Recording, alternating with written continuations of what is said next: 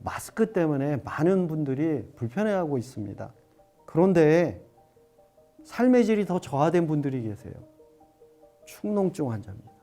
이 축농증 치료를 위해서 여러 가지 치료를 받았음에도 불구하고 계속 재발이 돼서 어느새 만성질환이 되어서 고생하고 계신 분들이 우리 주위에는 상당히 많습니다. 그런데 이런 분이 치과에 오셔서 축농증 치료를 받고 완쾌가 된 겁니다. 증상이 없어진 겁니다.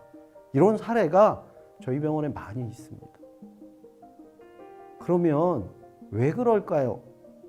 원인이 되는 축농증의 이유가 치과 질환에 있을 때는 다른 치료를 열심히 해도 잘 치유가 되지 않습니다.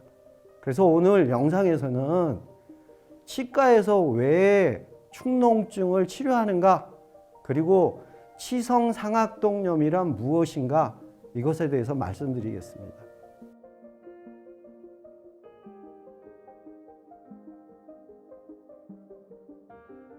치과에서 축농증 치료를 한다면 의아하게 생각하시는 분이 많이 계십니다. 그러나 치과 의사인 제가 축농증을 치료해 온 지 40여 년이 됐습니다. 흔히 축농증 하면 이비인후과에서 치료를 하는 걸로 대부분 알고 계십니다. 사실은 그렇지 않습니다.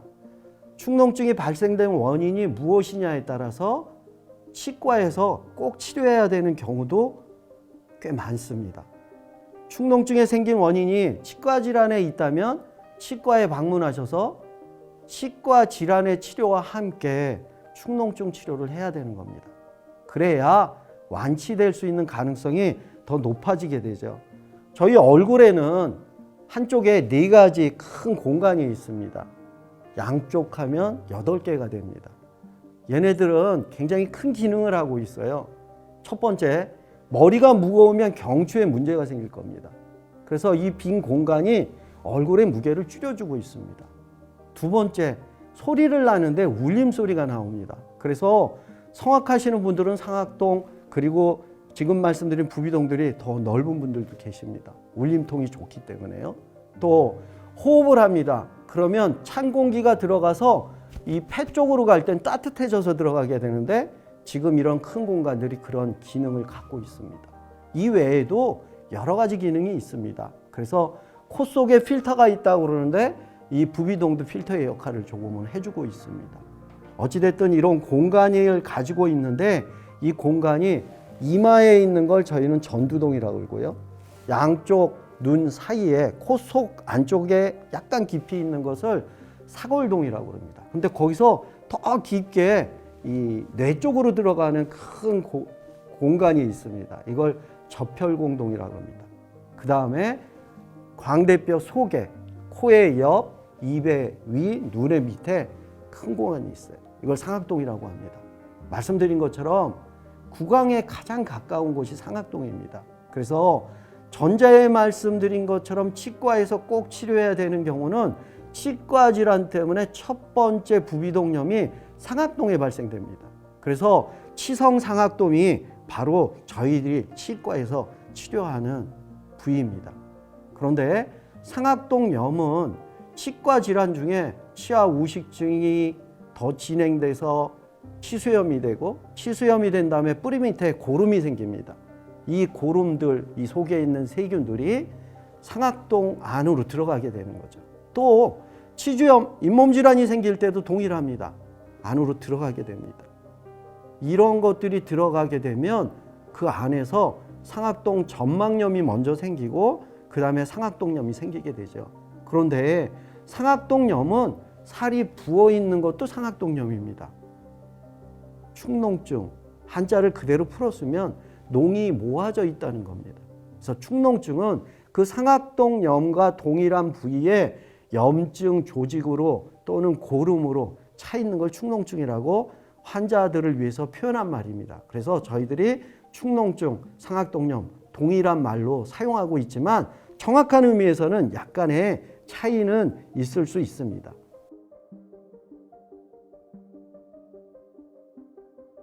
그런데 이 축농증은 지금 말씀드린 치과의 원인보다는 이비인후과 원인이 더 많습니다. 코가 원인이 돼서 위에서부터 아래로 내려온 염증이죠. 이건 비성상악동이라고 합니다. 치성상악동염은 조금 아까 설명드린 대로 아래서부터 위로 올라간 겁니다. 자, 상악동을 근거로 말씀드렸는데 치성상악동염은 다른 부비동, 아까 말씀드린 커다란 공간, 접혈공동, 사골동, 전두동으로 파급될 수 있습니다. 그래서 다 차 있을 때 그게 치성인지 비성인지 구별이 굉장히 어렵습니다. 그래서 환자분이 처음 방문한 병원에서 그것을 진단해서 비성으로 치료를 했는데 나중에 가서 보니까 치료가 잘 되지 않습니다. 그러면 치성을 빨리 찾아봐야 되는 겁니다. 그래서 그런 방법으로 저희들이 치료를 하고 있습니다.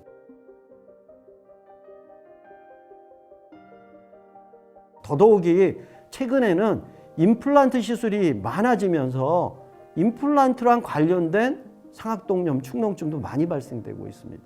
첫 번째는 수술을 할 때 상악동에다 임플란트를 넣게 되면요, 그 안에 뼈를 만듭니다. 근데 그 뼈 위에는 아주 얇은 점막이 있습니다. 정상 점막을 저희가 상악동 내에 있을 때 0.8mm를 얘기하니까 정말 얇죠. 근데 뼈를 넣는데 고기가 찢어지면서 뼈가 안으로 들어갈 수 있어요. 숨을 쉬다가도 안으로 들어갈 수 있습니다. 그렇기 때문에 상악동의 고리식 수술을 한 경우에는 아주 주기적으로 이 부위에 대해서 집중적으로 관찰해야 합니다. 어찌됐든 지금 말씀드린 수술과 관련된 상악동염이 발생될 수 있습니다. 또 관리기간 중에 치아를 쓰고 있는데 자연 치아에 치주염이 생기듯이 임플란트 주위의 염이 임플란트 주위에 생길 수 있습니다. 이때 염증이 상악동 내로 들어가게 되면 동일한 일이 발생될 수 있습니다. 결국 지금 말씀드린 이 정도의 일은 저희들이 치과에서 정확한 치과 원인 치료를 해야 합니다. 이처럼 치과적인 원인으로 생긴 건 치성이라 하고 치과에서 치료합니다. 치과 중에서 이런 치료를 전문으로 하는 사람은 구강암면외과를 전공한 사람들입니다. 그래서 치과에도 여러 과의 전문의가 있지만 구강암면외과 전문의 선생님들이 이런 치료를 하고 있습니다. 제가 80년대에 수련을 받을 때 치성상악동염은 전체 상악동염의 20% 정도 발생된다 하고 제가 논문을 썼습니다. 그런데요, 최근에 경향은 달라졌습니다. 축농증의 40%에서 70% 정도가 치성상악동염이라는 사실입니다. 이건 굉장히 큰 변화라고 말할 수 있습니다.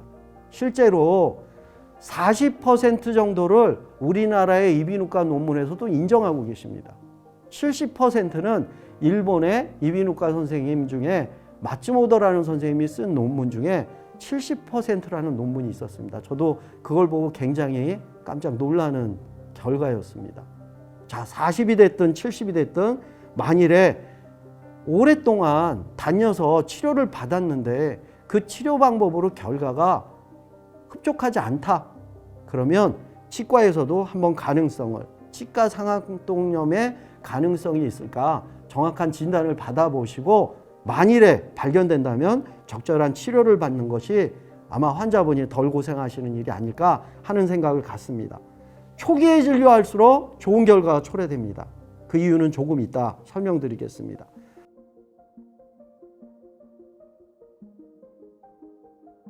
치성축농증 상악동염은 엑스레이를 찍거나 일반 엑스레이입니다. 그리고 CT를 찍거나 또는 내시경을 가지고 진단할 수 있습니다. 말씀드렸던 상악동 내외에 양쪽 2개를 빼고 나면 6개의 부비동이 있는데 이곳까지 모두 저희들이 봐야 합니다. 그런데 40%에서 70%는 편측성 부비동염을 가지고 얘기한 겁니다. 아까 말씀드린 일본의 마츠모토라는 교수님이 2020년에 다시 논문을 발표했더라고요. 근데 그 논문에 보니까 양쪽에 축농증이 생긴 환자도 40% 정도가 치성일 가능성이 있다 하는 논문을 발표한 겁니다. 다른 분들은 양측성인 경우에는 치성일 가능성이 많이 낮다고 설명하고 있습니다. 그렇지만 이분 경우에 자기 대학병원에서 관찰한 환자들의 퍼센트를 그렇게 보고하고 있습니다. 그렇기 때문에 더더욱이 치료의 결과에 만족이 없다면 치과 꼭 방문해서 여러 가지 검사를 해보시는 것이 환자분의 건강을 위해서 훨씬 더 좋은 일이다 이렇게 생각을 드립니다. 여기까지 드린 말씀을 조금 정리해 보겠습니다. 축농증 비성만 있지 않습니다. 치성도 있습니다.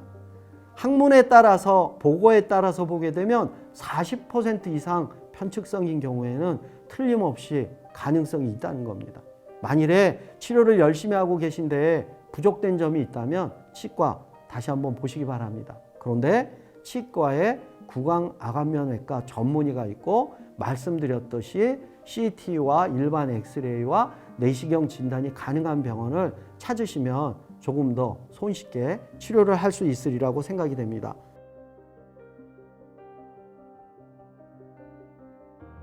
축농증 많이 괴로우시죠?